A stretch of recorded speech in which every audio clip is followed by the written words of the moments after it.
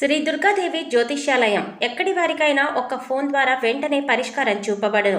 ప్రేమ, పెళ్లి, సంతానం, చదువు, ఉద్యోగం, ధనం, వ్యాపారం, కుటుంబ సమస్యలు, భార్యాభర్తల గొడవలు, ధనం నిలకడలేకపోవడం, ఆస్తి తగాదాలు, అప్పుల బాధలు, స్త్రీ పురుష వశీకరణ చేయబడును. గృహం, స్థలం, వాస్తు చెప్పబడును. ఎటువంటి సమస్యకైనా 100% పరిష్కారం చూపబడును. Cell number 9010707470.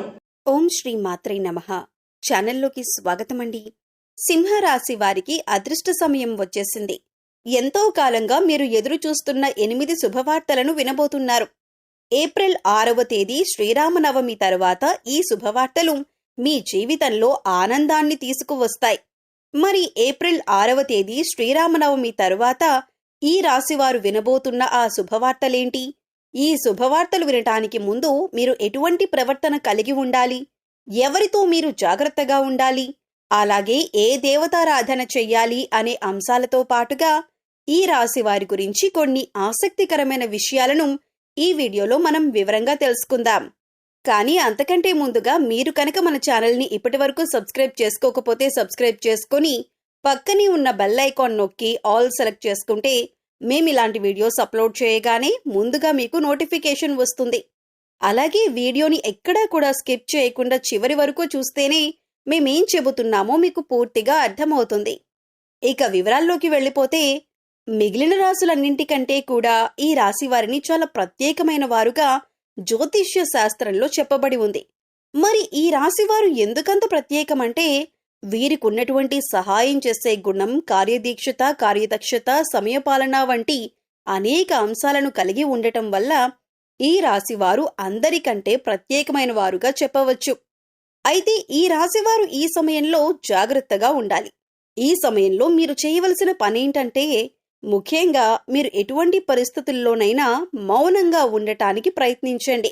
ఇలా కనుక మీరు కొద్దిగా ఓర్పు పట్టి మౌనంగా ఉన్నట్లయితే ఇప్పటిదాకా మీరెవ్వరూ వినని 8 శుభవార్తలు మీరు వింటారని చెప్పటంలో ఎటువంటి సందేహం లేదు. అయితే మీ ముందు నవ్వుతూ మాట్లాడే కొందరు వ్యక్తులు వెనక నుండి మీ నాశనాన్ని కోరుకుంటున్నారు. వారెవరు అనే విషయం ఈ వీడియో చివరి వరకు చూస్తే మీకు అర్థమవుతుంది. ముఖ్యంగా 3 వ్యక్తులు మీ జీవితంలో మీరు పైకి ఎదగకూడదని మీ నాశనాన్ని కోరుకుంటూ ఉన్నారు. ఆ 3 వ్యక్తుల్లో 2 స్త్రీలు, 1 పురుషుడు మీ శత్రువులతో చేరి మీ శత్రువులకి అనుకూలంగా ప్రవర్తిస్తూ మీ నాశనాన్ని కోరుకుంటున్నారు. ఈ సమయంలో మీరు అనుకున్న పనులు అనుకున్నట్లు జరగాలి, ధనలాభం కలగాలి, అందరికంటే ముందుండాలి అనుకున్నట్లయితే కనుక మీరేం చేయబోతున్నారు అనే విషయాలను ఇతరులకు అస్సలు చెప్పకండి. మౌనం వహించండి.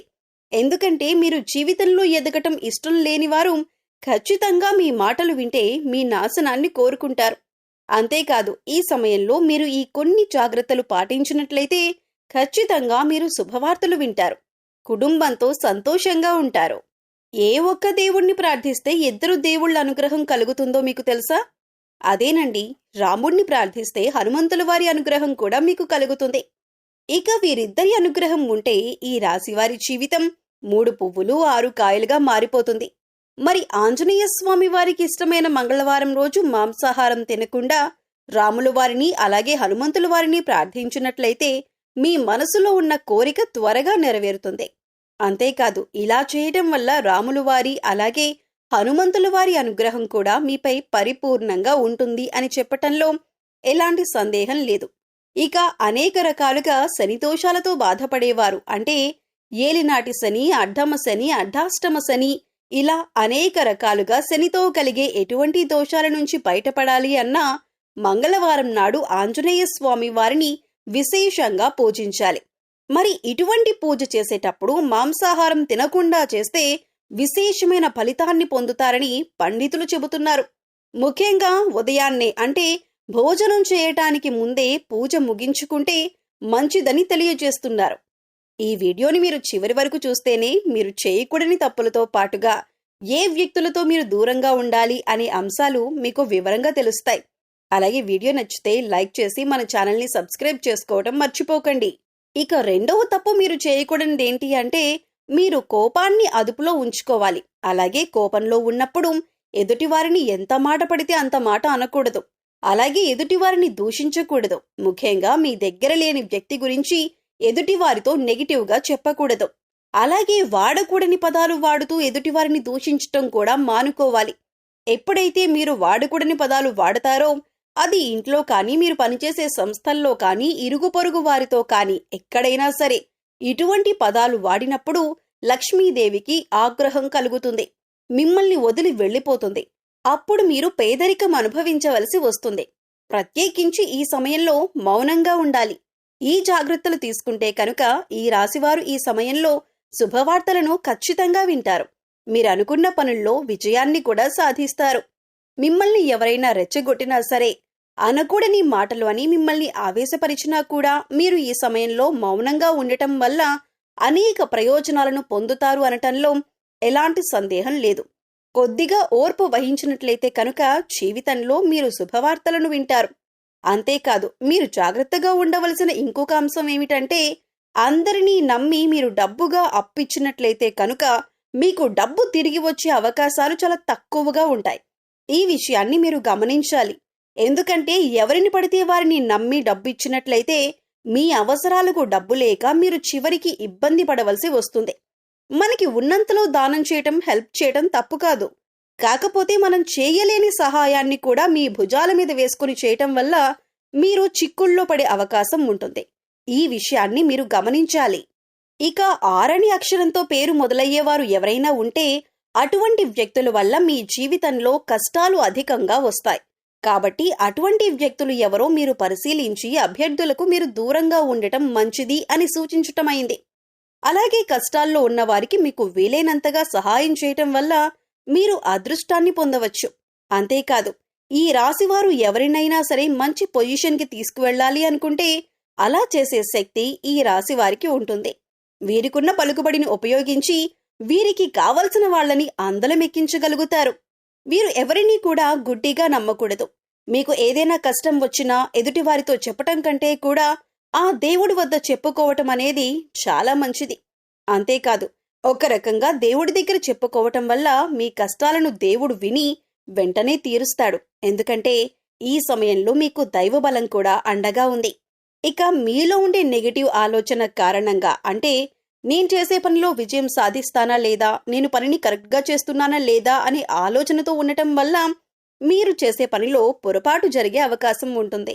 అందువల్ల ఎటువంటి నెగటివ్ ఆలోచన లేకుండా దేవుణ్ణి నమ్మి దైవం మీద భారం వేసి మీరు పని చేసినట్లయితే ఖచ్చితంగా మీరు విజయం సాధిస్తారు. అలాగే పని ప్రారంభించే ముందు దేవుణ్ణి తలుచుకోవటం మాత్రం మర్చిపోకండి. పి ఇంకా ఎస్ అనే అక్షరాలతో పేరు మొదలయ్యే స్త్రీలతో మీరు చాలా జాగ్రత్తగా ఉండాలి. వారిని నమ్మి అన్ని విషయాలను వారితో చర్చించకూడదు. అంతేకాదు, వారికి ఎంత దూరంగా ఉంటారో మీకు అంత మేలు జరుగుతుంది. అలాగే 6 అనే అక్షరంతో పేరు మొదలయ్యే మగవారితో కూడా ఈ రాశివారు దూరంగా ఉండాలి. ఎందుకంటే ఈ ఇద్దరు స్త్రీలు ఇంకా పురుషుడు మీ నాశనాన్ని కోరుకునే వారిలో ఉండే అవకాశం ఉంది. ముందు చెప్పుకున్న విధంగా ఈ అక్షరాలతో పేర్లు మొదలయ్యే ఇద్దరు స్త్రీలు అలాగే ఒక పురుషుడితో మీరు చాలా జాగ్రత్తగా ఉంటే మీ జీవితంలో మీరు ముందుకు వెళతారు. అలాగే మరిన్ని యోగవంతమైన ఫలితాలను పొందటానికి ఈ సమయంలో మీరు చేసుకోవలసిన దేవతారాధన చూసుకున్నట్లయితే గురువారం నాడు దత్తాత్రేయ దక్షిణామూర్తి వంటి గురుస్వరూపాల ఆలయాన్ని దర్శనం చేసుకోండి. మాస శివరాత్రి రోజున శివుడికి అభిషేకం చేయించుకోండి. అలాగే సోమవారం నాడు శివుడికి విశేషంగా పూజ చేసుకున్నట్లయితే జీవితంలో ఉన్నతిని పొందుతారు. సో చూశారు కదండి, సింహరాశివారు ఈ సమయంలో ఏ విషయాల్లో జాగ్రత్తలు తీసుకోవాలి, అలాగే ఏప్రిల్ 6 శ్రీరామనవమి తర్వాత మీరు ఎటువంటి శుభవార్తలు వినబోతున్నారు, అలాగే ఈ సమయంలో మీరు ఏ వ్యక్తులతో జాగ్రత్తగా ఉండాలి అనే అంశాలతో పాటుగా ఈ సమయంలో మీరు చేసుకోవలసిన దేవతారాధన గురించి ఈ వీడియోలో మనం వివరంగా తెలుసుకున్నాం కదా. ఈ వీడియో మీకు నచ్చినట్లయితే లైక్ చేయండి. మీ ఫ్రెండ్స్ అండ్ ఫ్యామిలీ మెంబర్స్లో ఎవరైనా సింహరాశి వారు ఉంటే వారితో ఈ వీడియోని షేర్ చేసుకోండి. అలాగే ఇప్పటి వరకు మన ఛానల్ని కనుక సబ్స్క్రైబ్ చేసుకోకపోతే సబ్స్క్రైబ్ చేసుకొని పక్కనే ఉన్న బెల్ ఐకాన్ నొక్కి ఆల్ సెలెక్ట్ చేసుకుంటే మేము ఇలాంటి వీడియోస్ అప్లోడ్ చేయగానే ముందుగా మీకు నోటిఫికేషన్ వస్తుంది. మరో చక్కటి వీడియోతో మళ్ళీ కలుద్దామండి. ఓం శ్రీ మాత్రే నమః.